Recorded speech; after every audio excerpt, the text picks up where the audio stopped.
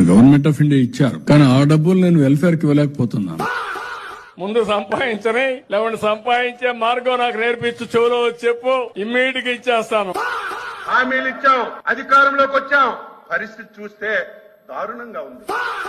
ఈ రోజు మీరు గాని మాట్లాడకుండా ప్రతి ఒక్క కపుల్, ప్రతి ఒక్క ఆడబిడ్డ ఇద్దరి కంటే ఎక్కువ పిల్లల్ని ఉత్పత్తి చేయాలి. అన్ని చేయాలంటే కూడా ఒకటేసారి మనం చేయలేం కదా, డబ్బులు కూడా ఉండాలి. ఇప్పటి వరకు అమరావతిలో రాజధానికి చట్టబద్ధత లేదు. అన్ని చేయాలనే ఆశ ఉంది, కానీ గల్లా పెట్టి చూస్తే ఖాళీ అయిపోయింది. 45 ఏళ్ల సుదీర్ఘమైన అనుభవం ఉన్న 75 ఏళ్ల వ్యక్తిని పట్టుకుని నీ మీద కేసు నేను పట్టుకుని తన్నితే ఇది ఈ భాష మాట్లాడాడు. 6 సూపర్ 6 అయిపోయినాయి. బెంగళూరుకో హైదరాబాదుకో పాసి పనులు కూడా పోకుండా గర్వంగా నాకు ఒక రాజధాని ఉంది, ఇక్కడ పని చేసుకోగలుగుతానని చెప్పడానికి నిర్మాణం చేపట్టినటువంటి రాజధాని ఇది.